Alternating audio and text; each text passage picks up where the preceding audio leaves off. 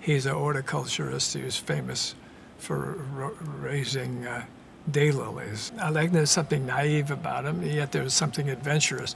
He almost becomes like a Robin Hood character because he makes all this money unlawfully, but he goes around and starts helping people that need things. It gets worse before it gets better, but then eventually he comes to grips with the importance of the family and he becomes a bit of a changed man. But he loves being a solitary guy.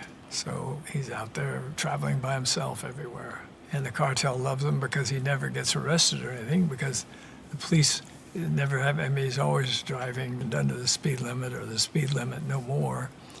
It makes him a perfect guy to be doing this. But casting is the most important part of making a movie. If you cast a movie right, things kind of fall into place. They're a terrific cast. And so I'll pat myself on the back for casting them. Either that or we're just lucky. It's an interesting thing about drama and acting and playing parts in plays and movies and everything. It's a sport of feelings and bringing up ideas, and you should be listening to your inner voice more than your brain. Basically, is did you emotionally transfer what you were trying to do over to the audience? Agent Bates is played by Bradley Cooper, and his character is trying to find out who's making all these cocaine sales, and they don't know who to look for. And then finally they find out who to look for, and then it becomes a little bit cat and mouse kind of thing.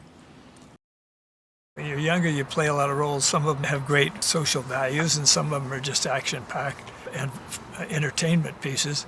And there's room for all of that. But you get to a certain stage, and then you have to look for material that taxes you a little bit, that you have to reach out and say things that you weren't able to say. The main path through the movie is you're never too old to learn. He's never too old to learn, and in doing so, he's even teaches a few people. This is a different type of story, and that's what I'm always interested in. I think along the way, whether it was even whether it was a Western or whether it was a present-day picture or what have you, I've always tried to look for something new that taxes the brain a bit, and this one did for me.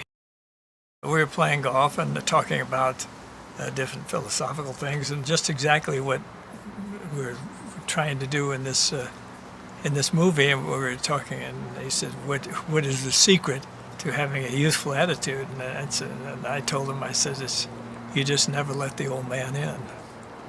And he kind of went, "Yeah, I may do something with that."